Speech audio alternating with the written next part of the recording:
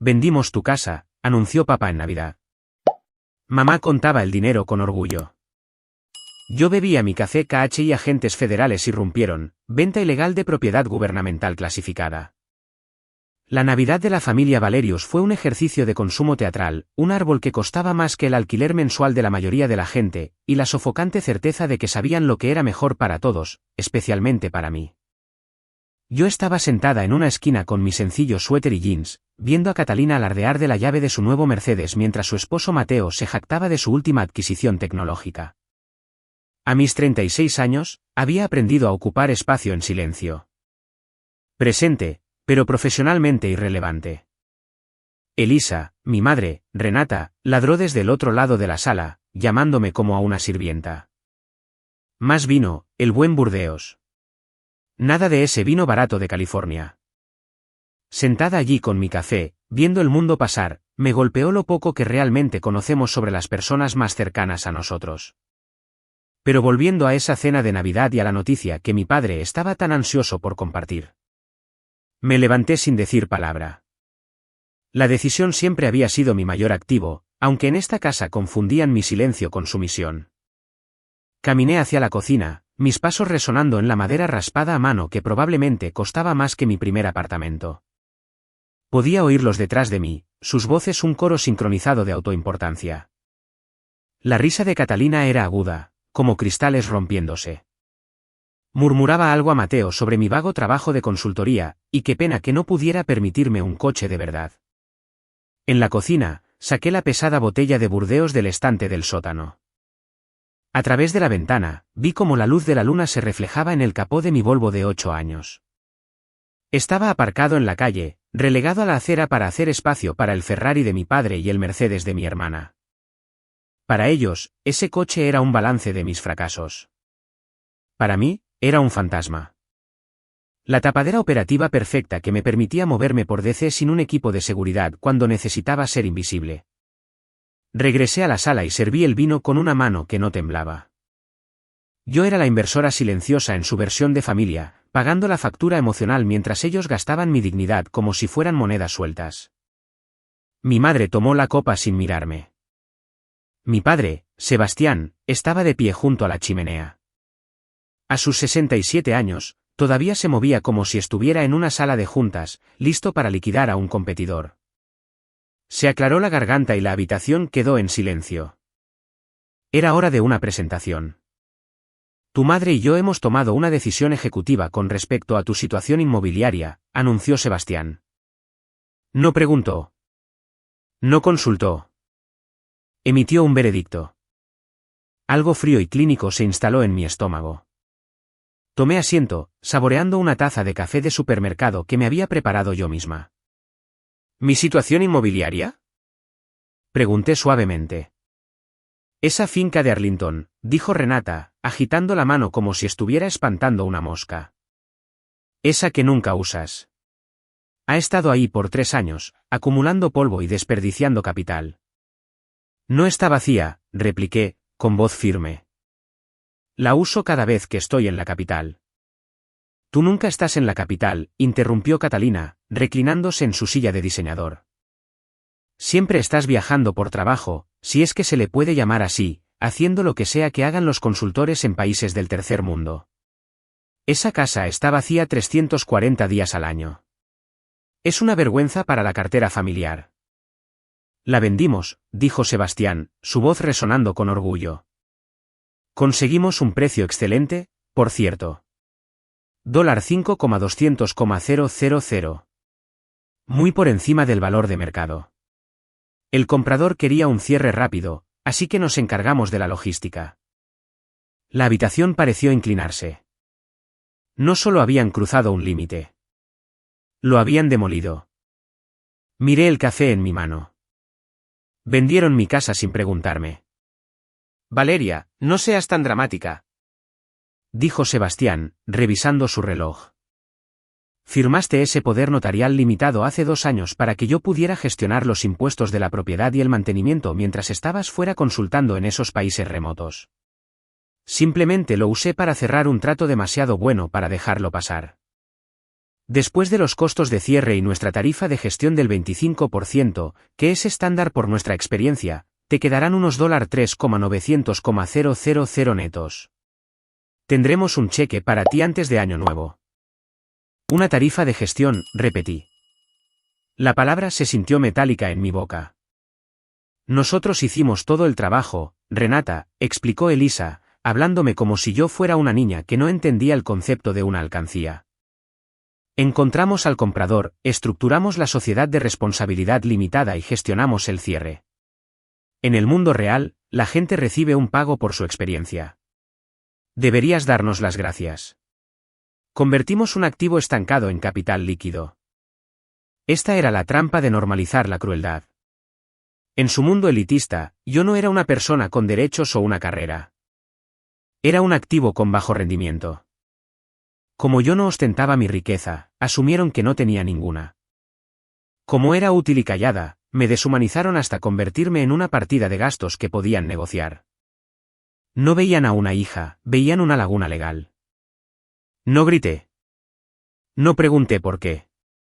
Simplemente dejé mi taza con cuidado y observé el vapor elevarse de mi café barato. La ira no fue ruidosa esta vez. Fue clínica. Me froté los ojos, no tratando de invocar el arrepentimiento, sino buscando claridad. Esto no era un colapso familiar. Era un balance, y acababan de incurrir en una deuda que nunca podrían pagar. Al otro lado de la sala, Sebastián ya estaba en su tableta, con los ojos brillantes mientras calculaba la tarifa de gestión de $1,300,000 que estaban desviando de mi vida. Se veía tan engreído, tan seguro de su propia brillantez, ignorante de que estaba contando una fortuna que acababa de convertirse en un pasivo federal. Los vi brindar con el burdeos que acababa de servir, y en mi cabeza, sus risas comenzaron a sonar como un reloj digital en cuenta regresiva. Esta era la pena silenciosa del observador, la tragedia de su ceguera. Durante años, me había mantenido en el perímetro de sus vidas, sosteniendo las paredes mientras se burlaban de los cimientos. Había sido la inversora silenciosa en su versión de familia, proveyendo una compasión que ellos habían sobregirado durante décadas. Pensaban que eran los titanes de la industria, los guardianes elitistas del nombre Valerius, pero en realidad estaban viviendo con una suscripción que yo había estado pagando. En 2022, cuando la firma de Sebastián estaba sangrando durante la crisis del mercado, no fueron los iconos de marca de Catalina ni el estatus social de Renata lo que detuvo la hemorragia. Fue un préstamo puente anónimo de un fideicomiso privado, mi fideicomiso. Cuando Catalina necesitó el depósito para su ostentosa boda, esa que me exhibió frente a mi cara, los fondos aparecieron sin nombre adjunto. Había pasado 4 años tratando de protegerlos, manteniendo mi mundo en secreto, no porque estuviera avergonzada, sino porque mi posición requería una distancia que los mantuviera a salvo. Listarlos como fideicomisarios administrativos en el fideicomiso familiar de fincas de Arlington había sido un gesto de confianza, una red de seguridad que les di en caso de que mi trabajo en inteligencia de alto nivel alguna vez se apagara. Ahora, ese fideicomiso era un activo estancado que ellos habían decidido liquidar. Saqué mi teléfono del bolsillo. Mi pulgar se detuvo sobre una aplicación que no tenía icono, un enlace directo a la terminal federal segura. No dudé. No pedí permiso. A las 12:03 de la noche en punto, inicié el protocolo de secreto. La pantalla brilló con una luz azul fría, un amanecer diferente hecho de hechos y números. Registré la violación no autorizada de un activo federal. Marqué la transacción como una posible violación de un centro de información clasificada. Observé cómo la barra de progreso avanzaba lentamente por la pantalla, una ejecución silenciosa del juicio. Mi padre levantó la vista de su tableta, cruzando mi mirada. Me dio un asentimiento condescendiente, como si estuviera orgulloso de mí por finalmente aceptar mi lugar en su mundo. No le devolví la sonrisa. Simplemente lo miré con el desapego clínico de un auditor cerrando una cuenta. Ellos no estaban conmocionados por lo que habían hecho. Simplemente estaban cómodos con la creencia de que yo era demasiado débil para dejar de seguir el juego. Pero esta noche, la suscripción estaba cancelada. Las siguientes horas fueron una clase magistral en relaciones públicas, disfrazada de preocupación maternal. No interactué más con ellos en la mesa, y ellos tomaron mi silencio como una bandera blanca. Para cuando llegué a mi apartamento temporal, un apartamento seguro y de alta gama que mantenía para mi tiempo en la ciudad, mi teléfono ya estaba vibrando con la primera ola del tribunal de redes sociales. Mi madre, Renata, había publicado una actualización familiar en Facebook, una foto cuidadosamente escenificada del árbol de Navidad con un asiento vacío en primer plano. Su pie de foto era una obra maestra de manipulación pasivo-agresiva, afirmando que algunas personas olvidan a quien las crió y rezando por claridad y madurez. La sección de comentarios ya se estaba llenando de simpatía de su círculo social, calificándome como la villana desagradecida en su actuación. No vieron a una hija a la que le estaban robando $5,200,000. Vieron a una madre santa agobiada por un hijo ingrato. Esta fue la escalada del villano, un ataque estratégico destinado a aislarme antes de que se materializara la realidad legal. Luego vino el chat grupal. Catalina lideró la carga, sus mensajes llegando en ráfagas rápidas de arrogancia. Me dijo que estaba exagerando y que era solo una casa que nunca usaba. Dijo que debería estar agradecida de que mi padre me consiguiera más de $2 millones. Mateo añadió su opinión, su tono rebosante de la misma condescendencia que usaba para discutir startups fallidas, llamando a mi comportamiento infantil y exigiendo una disculpa por el desorden que había creado para mis padres. Me senté en mi escritorio, el resplandor de la pantalla iluminando la hoja de cálculo que estaba construyendo. No respondí a ninguno. En cambio, hice capturas de pantalla de cada mensaje, cada publicación, cada mentira pública. Para ellos, esto era una disputa familiar. Para mí, era una entrada de datos. Cada insulto era una anotación en el libro de contabilidad de su intención. Estaban duplicando la narrativa de mi incompetencia para justificar su codicia y el robo de $300,000. Necesitaban que yo fuera un fracaso porque si yo tenía éxito, entonces ellos eran criminales. Mi compasión había sido un lujo que habían sobregirado durante años, y ahora la cuenta estaba cerrada. Los vi construir su tribunal sobre cimientos de arena, sin saber que la marea ya estaba subiendo. No quedaba tristeza en mí, solo la precisión clínica de un auditor. Me froté los ojos, tratando de invocar el arrepentimiento, pero solo había claridad. Esto no era un colapso. Era un balance. Dentro de mi computadora portátil, la pantalla brillaba con un amanecer diferente. El tipo hecho de hechos, números y la inminente llegada de la supervisión federal. Ignoré las vibraciones del frenético chat grupal de mi familia. La pantalla era una luz estroboscópica de toxicidad, pero mis ojos estaban fijos en la pantalla negra de mi terminal encriptada. Había pasado 4 años manteniendo un perfil bajo en Washington cuando estaba en la ciudad, alojándome en mi residencia designada en Arlington, la casa que mi familia pensaba que era solo una casa vacía que nunca usaba. La transición del drama personal a la realidad profesional fue instantánea. Esta fue la escalada profesional donde el conflicto cambió de una presentación en sala de juntas a un incidente de seguridad nacional. Mi línea segura vibró con un zumbido rítmico único. Contesté al primer pulso. La voz del director Morales era nítida, sin rastro de la temporada festiva. Me informó que la transacción no autorizada que involucraba la finca de Arlington había sido detectada por el sistema de monitoreo.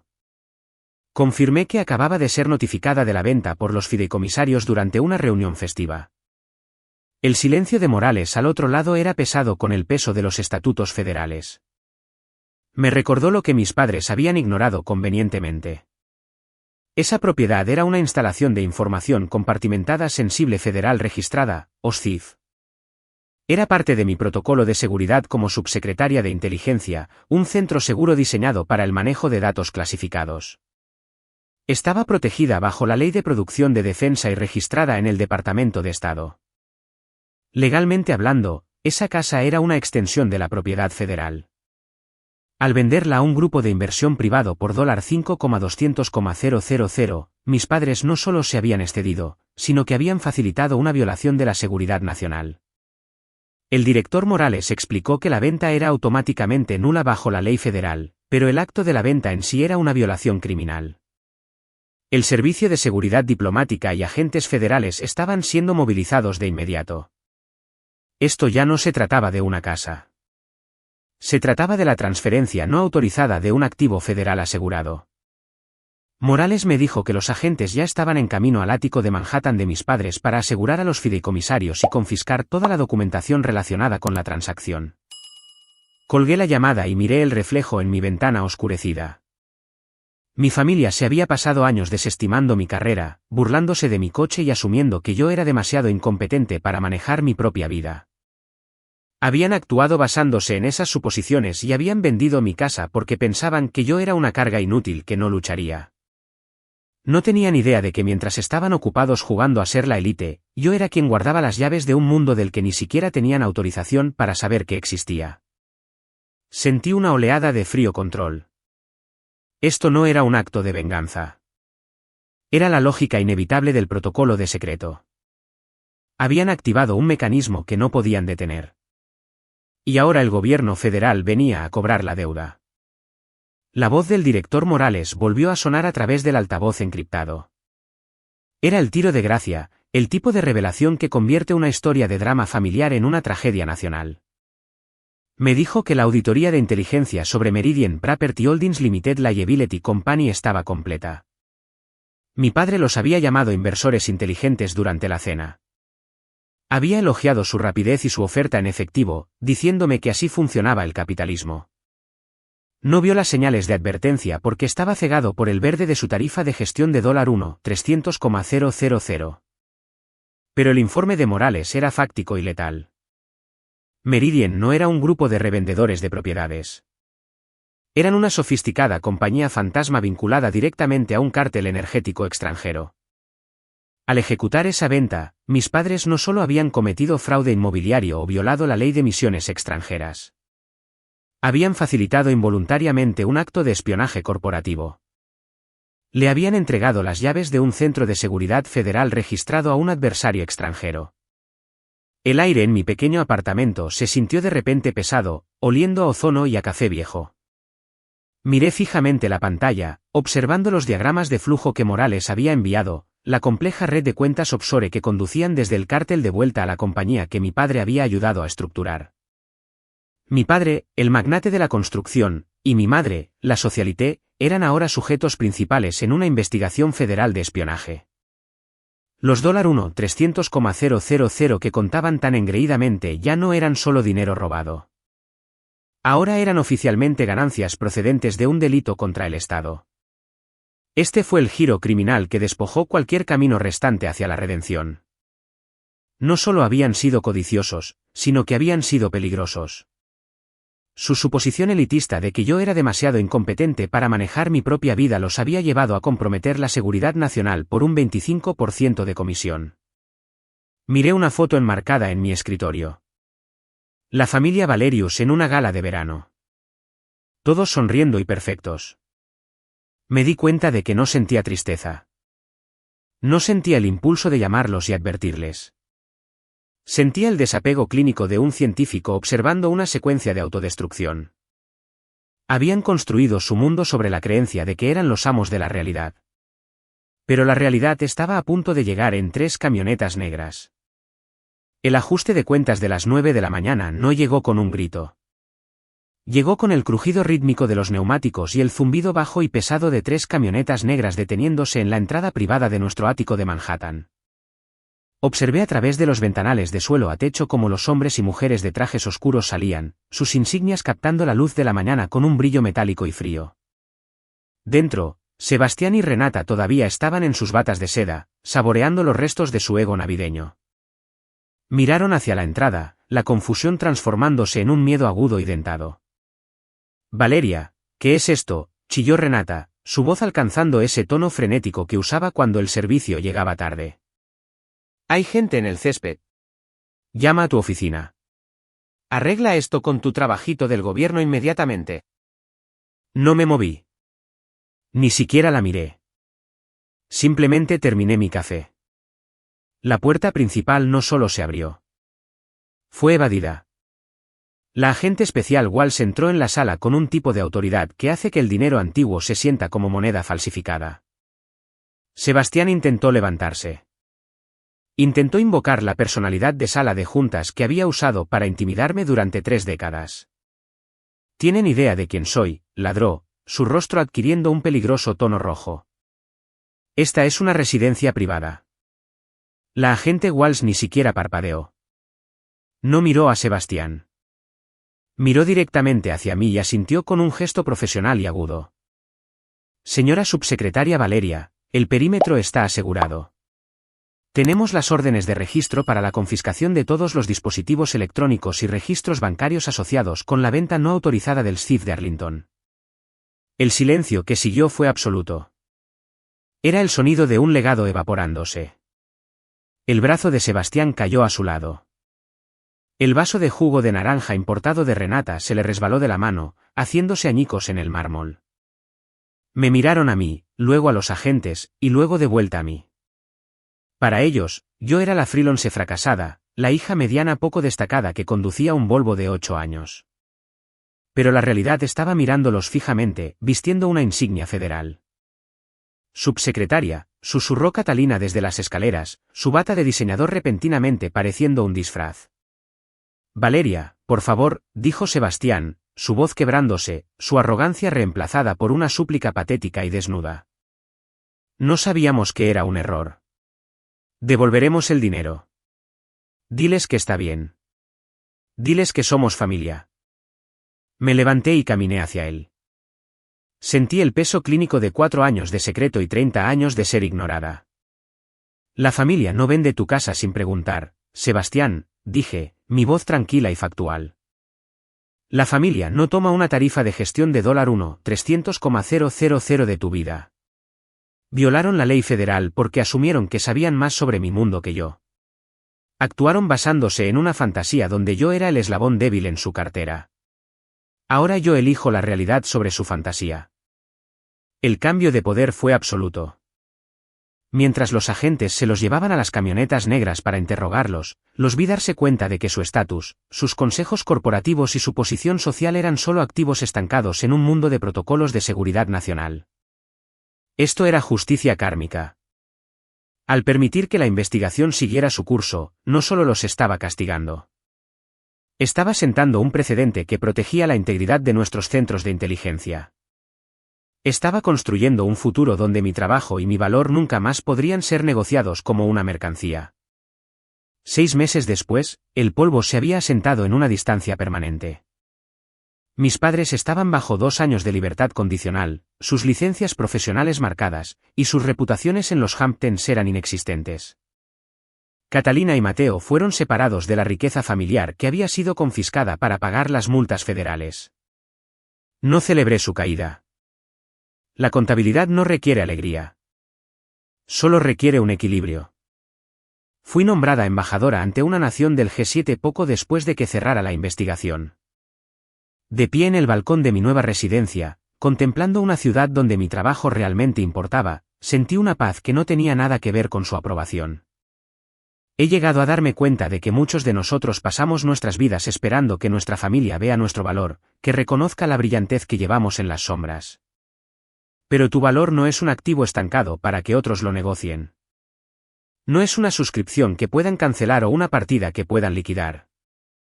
Si te encuentras en una situación similar, recuerda que el perdón no siempre se trata de reconciliación.